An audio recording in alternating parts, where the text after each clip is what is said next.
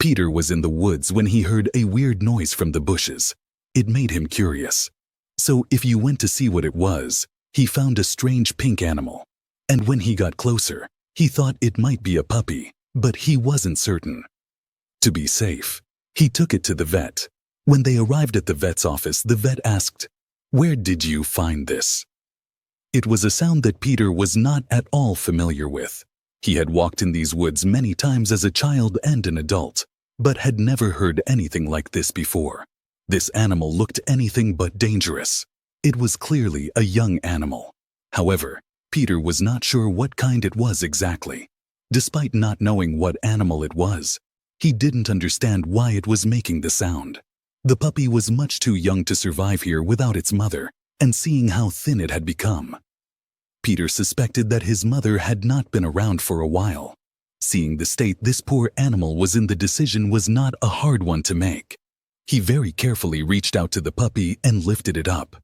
He couldn't go to the vet because it was closed on the weekend only for emergencies, which would cost a lot more money.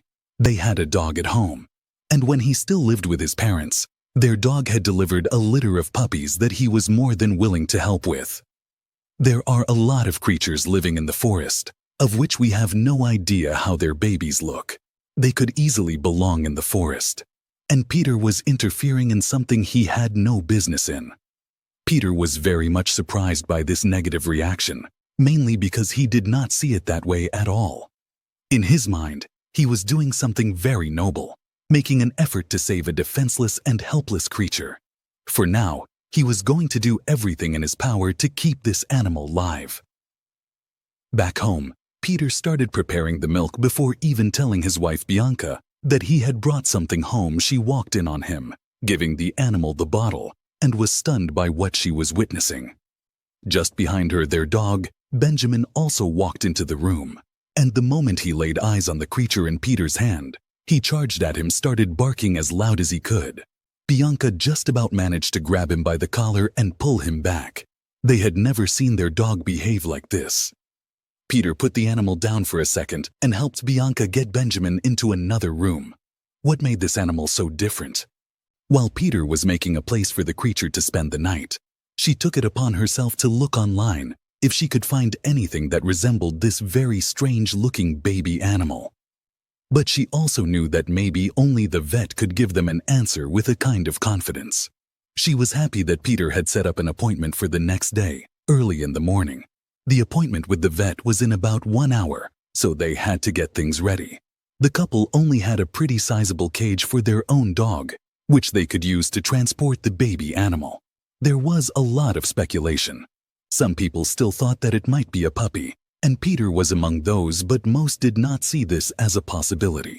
It definitely kept the room interested in talking, so much so that when the vet was ready to call in the next patient, he also took notice of the commotion and went over to see what was happening exactly.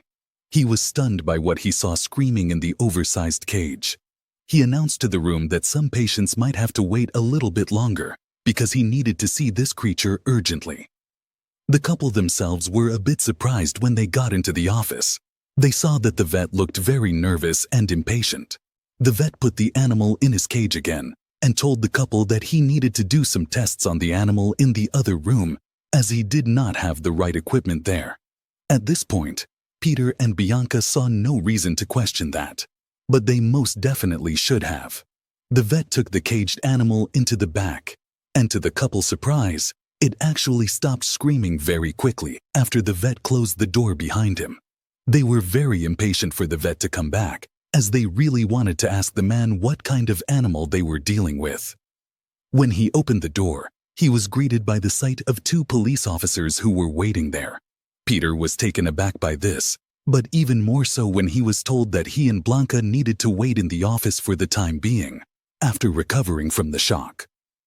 Peter demanded an explanation, but the officer did not feel the need to tell him anything other than that it had something to do with the baby animal that he and Bianca had brought in. They still did not know what they had done wrong or what was going on with this animal.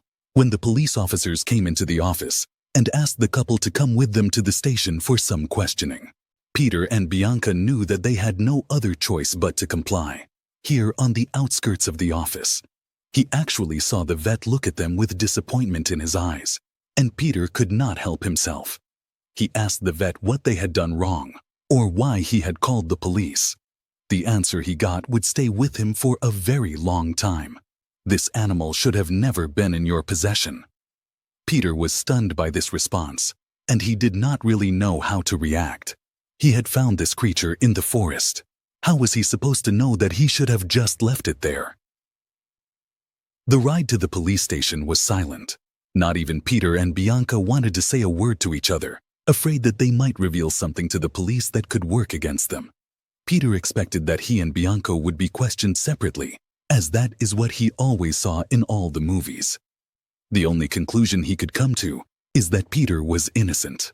While Peter and Bianca were very glad to hear the verdict, they were also even more annoying that it was now clear that they had been arrested for nothing and still did not even really know what they were suspected.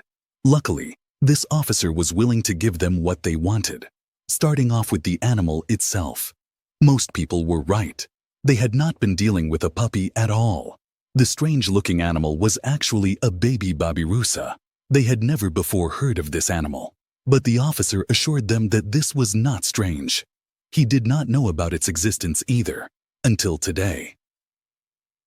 The animal turned out to be a baby babirusa. Its mother had escaped from the zoo and given birth in the forest. Apparently, the zoo had a couple of babirusa, and the one female they had been pregnant up to a couple of days ago. But there was a problem. The female had escaped just days before she was supposed to deliver, and when she was found again, the baby was gone. Babiruses are very rare animals, so the zoo suspected that someone might have taken the female babirusa, have a baby of their own. They had already asked the police for help and formed all the animal experts in the area like veterinarians to be on the lookout for the baby devil rusa. However, the police officer now believed that the mother babirusa had managed to escape from her enclosure on her own because she was desperate to find a safe place to give birth. Unfortunately, they caught the mother babirusa again, but her baby was still missing. Thankfully, the baby babirusa was eventually reunited with his mother at the zoo, where it could drink milk and grow stronger. To prevent this from happening again, the zoo decided to make the enclosure even more secure. As a gesture of apology, Peter and Bianca receive lifetime free tickets to the zoo. I hope you liked this story. Please give it a thumbs up and share it with your friends and family. Also subscribe and press the bell icon to never miss the update from our channel. Thank you.